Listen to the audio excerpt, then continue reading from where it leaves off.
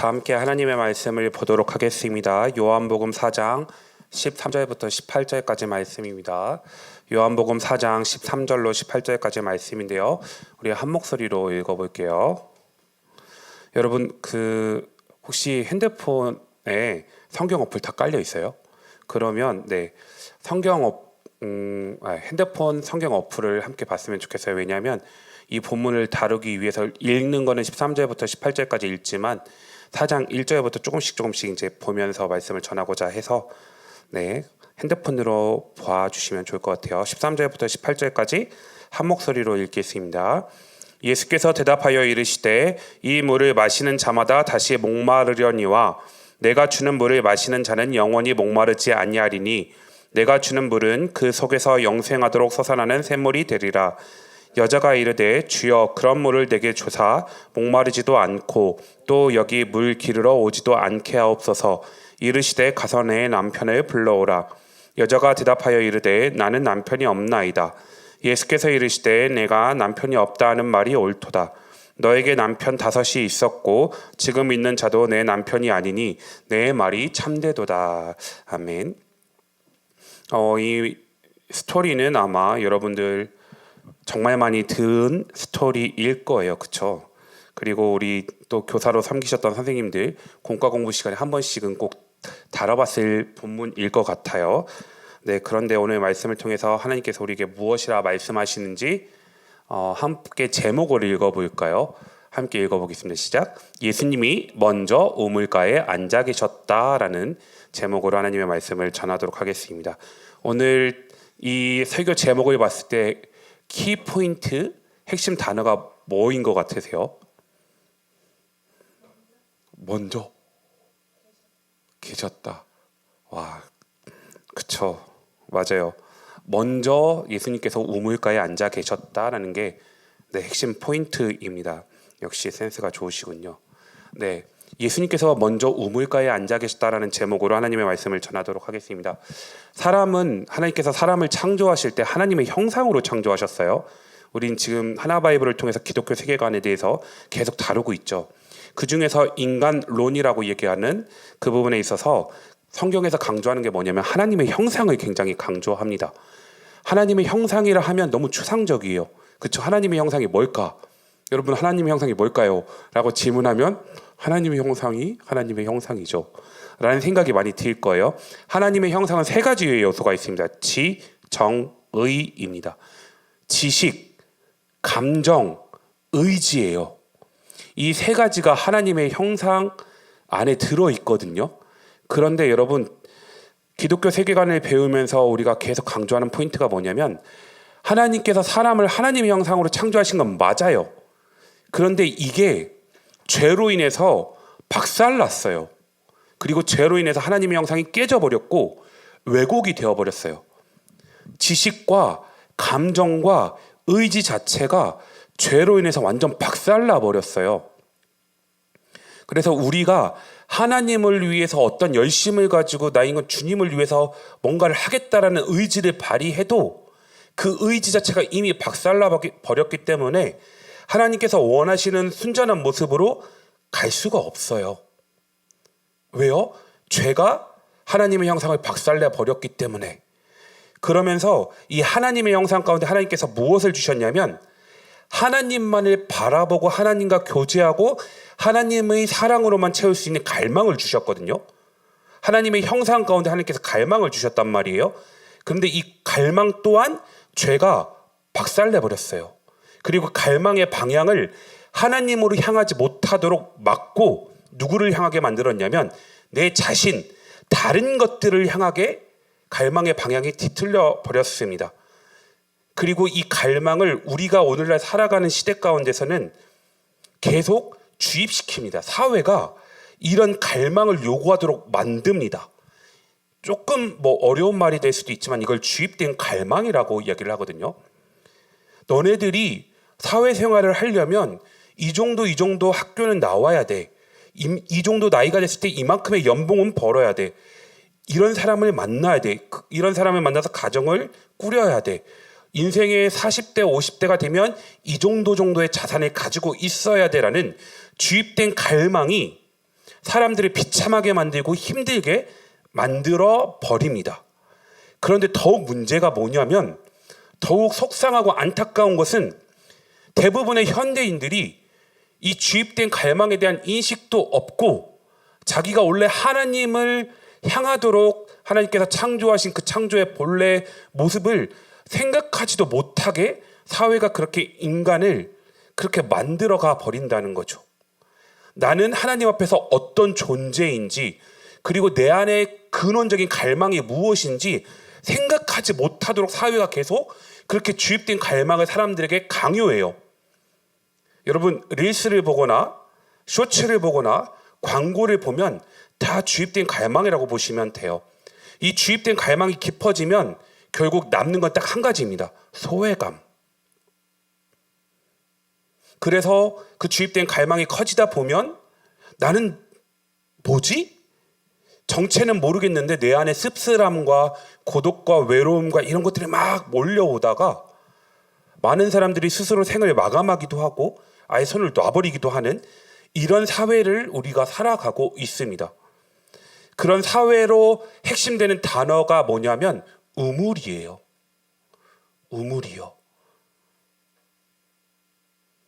원래 하나님께서 창조하신 사람의 모습, 하나님만을 바라보는 그 갈망의 모습이 아니고 사회가 만들어내는 이 우물. 그런데 우물을 잘 생각해 보시면 누구에게나 다 필요해요. 왜요? 우물에서 물을 얻잖아요. 내가 살아가기에 필요한 것들이 우물에서 제공되거든요.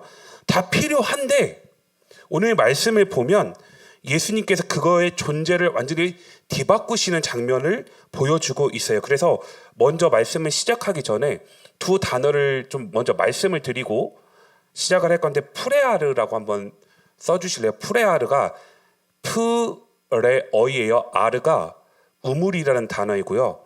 그리고 폐계도 둘 다 어이에요. 폐계라는 단어가 샘이라는 단어예요. 근데 한글 성경은 이걸 다 우물로 번역을 했습니다.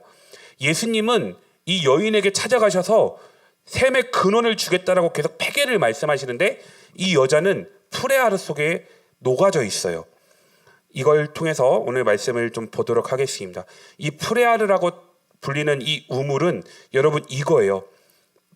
한마디로 정의를 하자면 밖에서 가져와야 되는 힘이에요.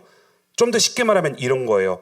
인정받아야 채워지는 나의 자존감, 연애로 채우려는 외로움, 스펙으로 채우려는 안정감, SNS 좋아요로 채우는 존재감, 사람의 반응으로 채우는 가치. 이것들이 프레아르이고 이것들이 우물이고 결국은 이것들이 현대인들이 가지고 있는 세계관입니다. 자존감, 외로움, 안정감, 존재감, 가치. 이거는 여러분 내 안에서 발생하는 게 아니고 다 외부를 통해서 얻는 거예요. 사람과의 관계 속에서 너 예쁘다.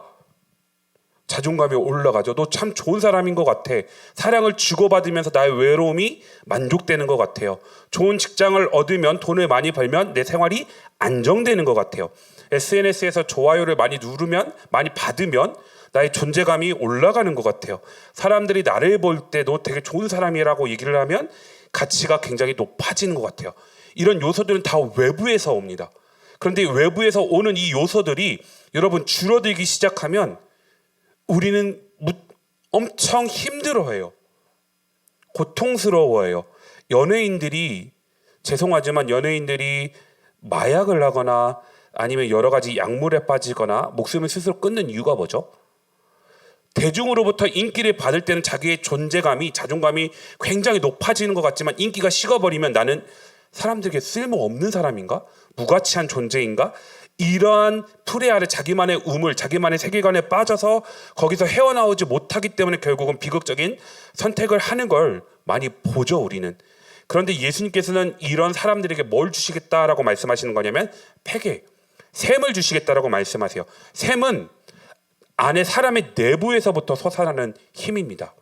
하나님이 주시는 정체성, 예수님께서 주시는 조건 없는 사랑, 내가 무엇을 하든지 변하지 않는 그 가치, 내 안에서 흘러나오는 절대 평안, 상황과 상관없는 생명. 예수님께서는 이 여인에게 찾아가셔서 너가 가지고 있는 프레아르가 아니고 팩에 샘을 주시겠다라고 말씀을 하시는 게 오늘 본문의 핵심입니다. 그 본문을 위해서 몇 가지를 좀 살펴볼게요. 여러분 핸드폰을 보시고 4장 4절 말씀을 한번 보시면 예수님께서 이렇게 말씀하세요. 사마리아를 통과하여야 하겠는지라. 여기에 영어의 must가 쓰입니다. 반드시 내가 사마리아를 통과할 거야 라고 예수님의 강한 의지를 사실 드러내고 있어요. 그런데 이 사마리아는 어떤 동네냐? 유대인들은 절대 사마리아를 통과하지 않습니다. 그리고 사마리아 사람을 만나죠? 그러면 말도 안 겁니다. 그리고 무시하고 사람 취급을 하지 않는 그 동네가 사마리아인데 예수님께서는 웬일인지 4장 4절 말씀을 보면 사마리아를 통과하겠다라고 말씀을 하시면서 유대인들이 가지 않는 그 지역으로 심지어 들어가셨습니다. 그런데 예수님의 모습을 보시면 6절 말씀을 보면 이렇게 성경이 기록하고 있어요. 거기 또 야곱의 우물이 있더라. 예수께서 길 가시다가 피곤하여 우물 곁에 그대로 앉으시니 때가 6시쯤 되었더라 라고 말씀하세요. 성경이 그렇게 얘기하고 있죠. 여기에서 말씀하고 있는 이 우물이 바로 뭐냐면 폐계예요. 샘이에요. 샘. 조금 더 정확한 단어로 번역을 하면 6절에 나온 우물은 샘이고요. 그리고 11절 12절에 나온 우물은 프레아르입니다. 그리고 다시 14절에 나온 샘물은 폐계예요. 네, 어려운 용어를 써서 미안해요. 그냥 샘과 우물이라고 할게요. 6절에 나온 샘이 있었고 예수님께서 샘 곁에 그대로 앉아 계셨는데 예수님의 상태가 어떤 상태였다고요? 피곤하여입니다. 왜 예수님은 피곤한 상태에 몸을 이끌고 수가성에 들어가서 제자들을 음식 사오라고 보내놓고 우물가에 앉아 계셨을까요? 예수님이 이 상태가 아니면 예수님이 만나게 될 수가성 여인이 예수님과 대화를 하지 않았을 거예요. 왜냐하면 이 여인이 예수님이 먼저 우물가에 가서 앉아 계셨을 때 7절 말씀에 보면 여인이 찾아와요. 여인이 물을 뜨러 왔는데 예수님이 가서 앉으신 게 아니고요. 이미 여인이 물을 뜨러 오기 전에 예수님께서 우물가에 가서 앉아 계셨어요. 그것도 어떤 상태로? 피곤한 상태로. 왜요? 사마리아 여인이 이제 등장을 하는데 이 여자가 몇 시에 물을 뜨러 왔냐면 6시예요. 플러스 6을 하면 정오 12시예요. 이 12시는 사람들이 다니지 않는 시간입니다. 해가 너무 쨍쨍하게 내리쬐어서 더군다나 물을 뜨러 나오지 않는 시간이에요. 소외되고 힘들고 외로운 이 여인이 아무도 다니지 않는 그 시간을 피해서 자기 생존을 위해서 물을 뜨러 우물가에 온 거예요. 근데 그 여인을 만나시고자 예수님께서 어떤 상태로 오셨다고요? 지친 상태로 그냥 그대로 오신 거예요. 그리고 예수님 너무 멋있지 않아요? 뭐라고 말씀하시냐면 7절 말씀을 보면 딱 한마디 하세요. 물을 좀 달라. 죄송해요. 예수님 저는 너무 스윗하더라고요. 왜냐하면 생각을 해봤거든요. 예수님이 건강하고 깔끔하고 건장한 상태에서 우물가에 앉아서 물을 달라고 얘기했으면 이 여인이 경계했을 거예요. 누가 봐도 불쌍한 유대인이 앉아있네. 근데 그 사람이 물 달래 하니까 그냥 동정심에 이끌려서 그냥 물을 주려고 한 거예요. 예수님은 이렇게 여인에게 다가가신 거예요. 그 예수님께서 만날 그 대상과 똑같은 모습으로 예수님께서 그 모습으로 그 여인에게 다가가신 거예요. 우리에게도 마찬가지예요. 예수님께서 우리에게 다가오실 때 어떤 모습으로 다가오냐면 막 늠름하고 건장하고 성경에서 말하는 그 하나님 거룩하고 존엄하시고 막 엄청 그 하나님 이미지 있잖아요. 이런 이미지로 다가오시기보다 내가 아무것도 할 수 없고 심지어 대인기피증이 생겨서 그리고 사람들을 만나고 싶지 않은 그 현장 가운데 한숨을 쉬고 내가 너무 힘들고 고통스럽고 외로운 그 상황 가운데 예수님께서 다가오시는데 어떤 모습으로요? 나와 똑같은 모습으로요. 그 모습을 보면서 와 예수님 와 이렇게 사역해야 되는구나. 겁나 스윗하구나라는 부분들을 느끼면서 아 예수님의 마음이 이랬구나. 예수님의 마음이 이랬구나. 이게 예수님의 마음이었구나라는 부분들을 사실 오랜 시간 동안 생각을 해본 것 같아요. 그러면서 예수님은 랍비잖아요. 선생님이잖아요. 하나님이시잖아요. 근데 예수님은 한마디 말씀을 하세요. 다른 얘기 안 해요. 그냥 힘든 상태로 우물가에 먼저 앉아 계셨다가 여인이 기다리고 여인이 왔을 때 나 물 좀 줘. 이 한마디로 여인이 그동안에 갖고 있었던 주입된 갈망 가운데 가지고 있었던 모든 것들을 다 깨고 그 안으로 관계를 맺으려고 들어가세요. 그런데 이 예수님의 요청 가운데 이 여인이 구절과 같이 반응합니다. 사마리아 여자가 이르되 당신은 유대인으로서 어찌하여 사마리아 여자인 나에게 물을 달라 하나이까? 이는 유대인이 사마리아인과 상종하지 아니함일러라 라고 성경이 이야기해요. 좀 심하게 말하면 너네 유대인들 우리 개 돼지 취급하고 우리 사람 취급도 안 하잖아. 말도 안 걸고 우리 지역도 안 들어오는데 왜 이곳에 들어와서 나한테 물을 달라고 하는 거예요? 라고 사마리아 여자가, 사람을 피해 다녔던 이 여자가 마음의 문을 살짝 열고 예수님께서 물을 달라 하시는 그 모습에 뭐 하고 있어요? 반응하고 있어요. 이 모습을 보면서 예수님의 탁월한 전략, 예수님은 이 사마리아 여인이 가지고 있었던 이 상처, 뒤에 다루겠지만 상처는 뭐였냐면 관계 속에 실패한 것이었어요. 사람들 남편에게 5번이나 버림받아서 주입된 갈망에 의하면 너는 쓰레기야. 너의 인생은 의미가 없어. 너는 실패자고 너는 망한 인생이야.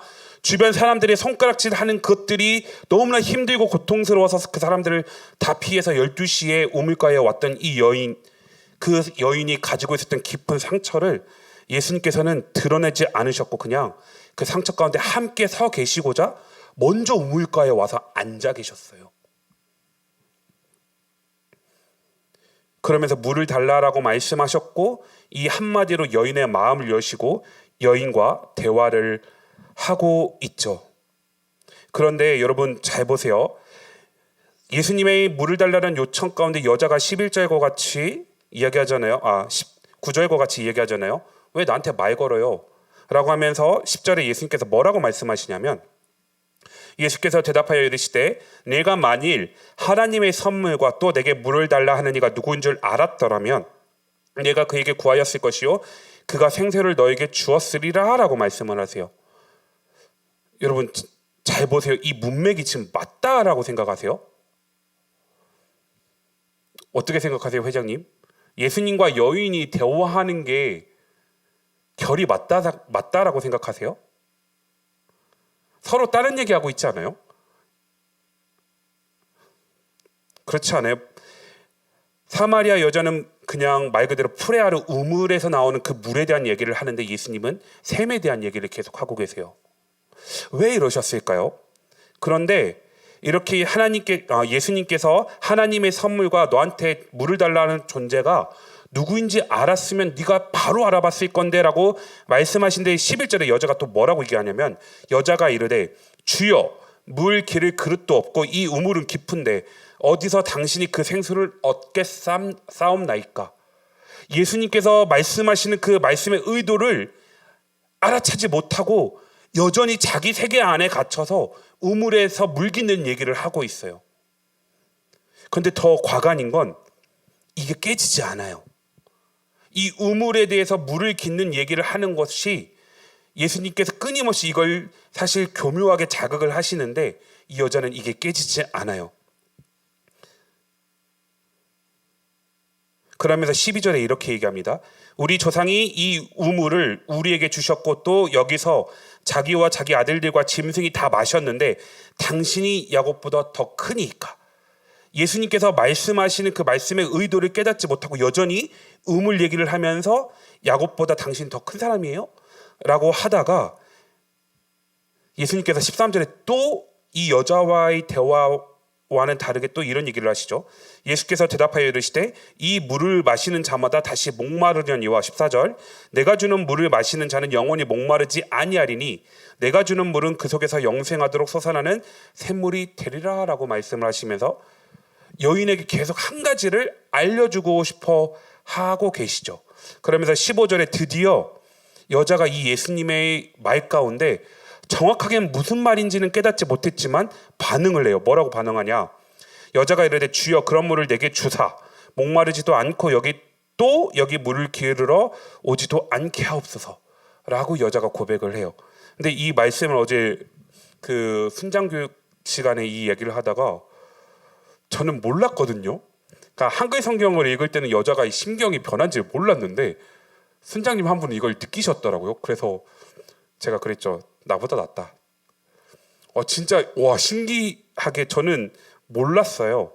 그런데 예수님께서 끊임없이 교묘하게 여자의 근원을 지금 주입된 갈망 가운데 갈망이 잘못되어 있는 것들을 지금 바로 잡으시기 위해서 물이라는 매개체를 통해서 계속 건들고 계셨던 거를 15절에 와서야 여자가 이제 좀 뭔가 깨닫기 시작했어요. 그래서 자기가 그동안에는 이 우물에서 프레아르라는 이 우물 안에서 물을 떠서 가져와야 내가 살 수 있다라고 생각했던 이 세계관에서 예수님께서 계속 하시는 말씀을 듣다 보니까 이거 아닌 것 같은데? 뭔가 좀 잘못됐다, 좀 뭔가 이상하다라고 생각을 하면서 그냥 한번 물 줘봐요 라고 지금 15절에서 말하고 있죠. 여자가 그동안에 의존하고 있었던 그 프레아르 우물의 세계 가운데 의존의 방향이 우물에서 당신이 물 준다고요? 한번 줘봐요. 의존의 방향이 살짝 바뀌고 있음을 어떻게 한글 성경을 읽고 이걸 느꼈는지 좀 신기하긴 하지만 그걸 느낀 분이 계시더라고요. 그래서 그와 마찬가지로 지금 예수님의 대화 가운데 여자는 자기 세계관 안에 갇혀서 예수님께서 말씀하신 참된 의미를 깨닫지 못하고 있음에도 조금씩 그것들이 변해가고 있음을 성경이 이야기하고 있죠. 그런데 여전히 여자는 자기 안의 그 세계관에서 깨지지 않고 그 세계관 밖을 보지 못하고 있었습니다. 그래서 16절에 예수님께서 전곡을 찔러버리세요. 뭐라고요? 이르시되 가서 내 남편을 불러오라 라고 말씀하세요. 왜 물에 대한 이야기를 하다가 갑자기 16절에 와서 남편을 불러오라 라고 말씀을 하셨을까요? 이게 바로 여자한테 여자의 내면 속에 자기도 인지하지 못하고 있었던 주입된 갈망이었기 때문에 그래요. 남편을 불러오라. 뒤에 스토리를 읽어보셔서 아시겠지만 남편 없어요. 5명한테 이미 버림을 받았고요. 6번째 살고 있는 남편도 자기 남편이 아니라고 얘기를 해요. 즉 관계 가운데 실패해서 사람들로부터 사회적인 통념상 손가락질 받고 사람들로부터 너는 실패한 사람이야, 너의 인생은 의미가 없어, 너의 인생은 망한 인생이야 라는 소리를 듣고 있었던, 너무나 씻을 수 없는 상처 가운데 있었던 이 여자. 예수님께서는 이 여자를 만나시기 위해서 이 여자가 먼저 우물을 뚫어 우물가에 오기 전에 이 여자에게 다가가도록 가장 연약한 모습으로 우물가에 가서 먼저 앉아 계셨다라고 성경이 이야기합니다. 그러면서 17절과 18절에 이렇게 말씀하죠. 여자가 대답하여 이르되 나는 남편이 없나이다. 예수께서 이르시되 내가 남편이 없다는 말이 옳도다. 너에게 남편 5이 있었고 지금 있는 자도 내 남편이 아니니 내 말이 참되도다. 이제서야 여자는 예수님과 대화를 통해서 무엇을 보기 시작하냐면 자기 내면을 보기 시작해요.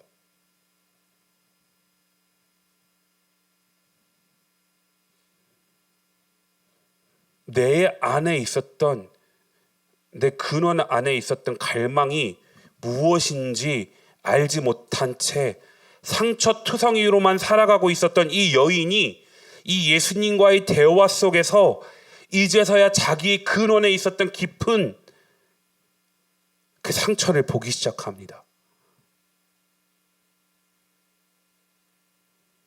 이 여자는 그 상처가 너무나 힘들고 두려워서 사람들을 피해 다녔습니다. 몇 시에 물을 뜨러 왔다고요? 6시요. 우리 시간으로 하면 정오 12시요.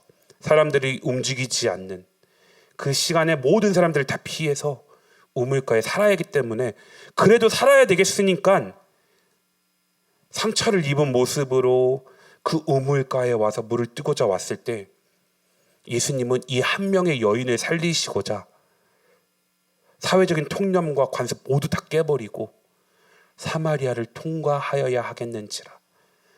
애들아, 나를 기다리고 있는 이 여인을 만나기 위해서 나는 사마리아를 지나가야 될 것 같아 라고 하면서 이 여인을 만나시고자 예수님께서 친히 찾아오셨다라고 성경은 이야기합니다.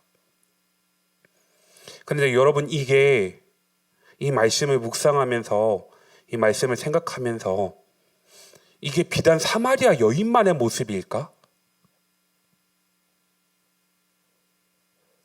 아니요, 그런 것 같지 않아요.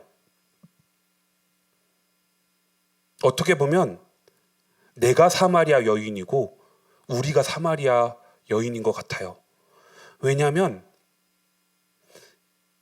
우리도 사회생활을 하고 이 사회에서 살아가기 때문에 내가 인지하지도 못한 주입된 갈망, 사회가 요구하는 그 갈망들이 우리 안에 있어요.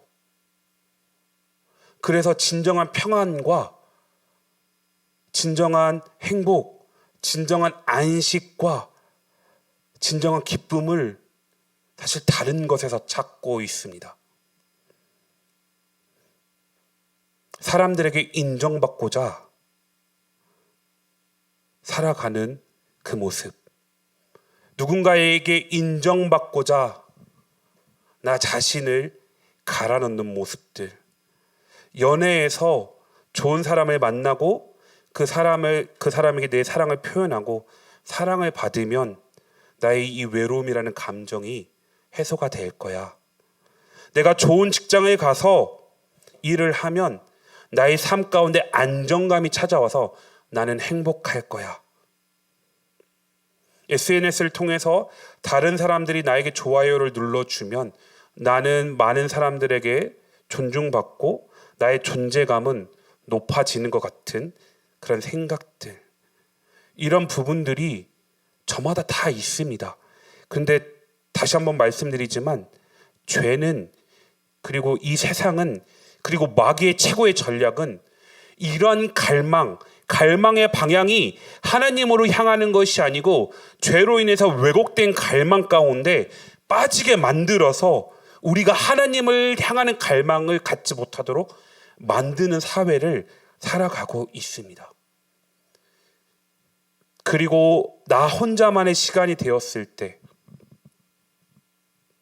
나 혼자만의 공간 가운데 있을 때 말로 설명할 수 없는 이러한 주입된 갈망들이 우리 삶 가운데 찾아와서 때로는 나의 인생의 덧없음을 느끼게 만들고 나의 자존감을 박살내버리고 외로운 이 감정들을 느끼게 하고 안정감을 깨부시고 나의 존재감을 망가뜨리는 이 사회를 수많은 현대인들이 살아가고 있습니다.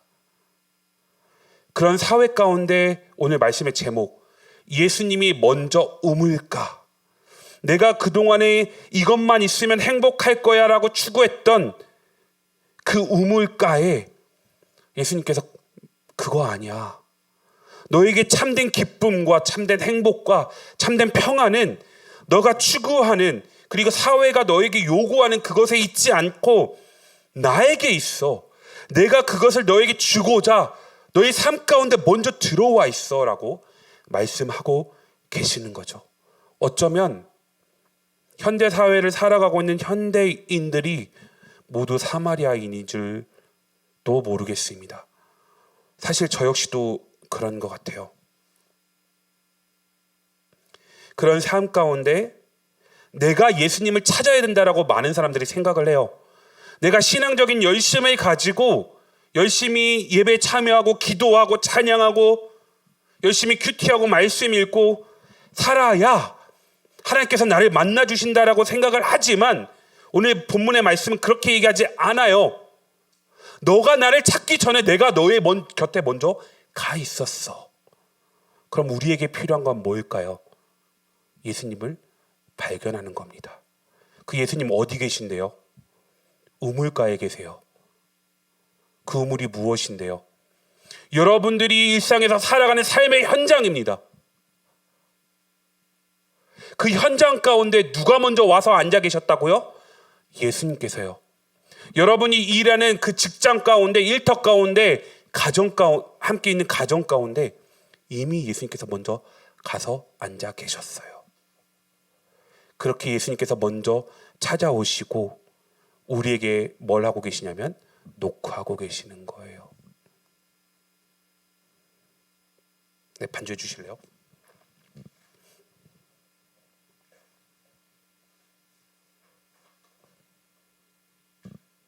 여러분, 정말 이런 생각들을 많이 하는 것 같아요. 내가 돈을 많이 벌면 행복해질 거야. 내가 좋은 사람을 만나면 행복해질 거야. 나의 직업이, 내 직장 가운데 지위가 높아지고 내가 승승장구하면 행복해질 거야 라는 많은 사람들이 주입된 갈망 가운데 살아갑니다. 그런데 진정한 행복은 거기에 있지 않다라고 성경이 얘기해요. 진정한 그 행복은 사회에서 내가 어떤 것들을 이루면 주어지는 것이 아니고 그 진정한 행복은 예수님 그 자체에 있다라고 성경이 계속 이야기하고 있습니다. 근데 많은 사람들은 이거를 생각하지 못할 뿐더러 놓치고 살아가요. 왜요? 사회에서는 이걸 인정하지 않아요. 이렇게 사람들을 내버려 두지 않아요. 끊임없이 몰아붙입니다. 너 열심히 해야지. 열심히 공부해서 취업하고 돈 많이 벌어서 좋은 가정 꾸리면 너 행복한 삶을 살 수 있어라고 사회에서는 주입된 갈망을 계속 우리에게 찔러 넣습니다. 근데 예수님께서는 그렇게 말씀하시지 않습니다. 진정한 행복 거기에 있지 않아. 진정한 평안 거기에 있지 않아. 나에게 있어. 내가 너에게 직접 셈이 되어서 네 마음속 존재로부터 네가 처해 있는 상황이 비록 좋지 않을지라도 내가 너의 마음속에서부터 진정한 평안과 행복과 기쁨을 줄 거야.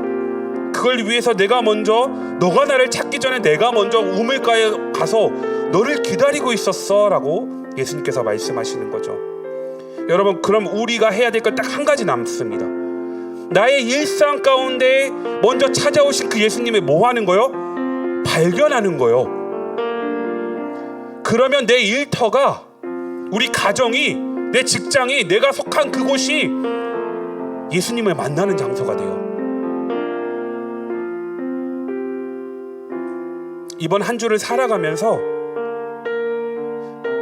이렇게 기도하면서 하루하루를 지냈으면 좋겠습니다. 하나님, 내가 만날 친척들, 내가 만날 사람들, 내가 가야 할 그 직장 가운데 먼저 와 계신 예수님을 발견하는 하루하루가 되게 해주십시오.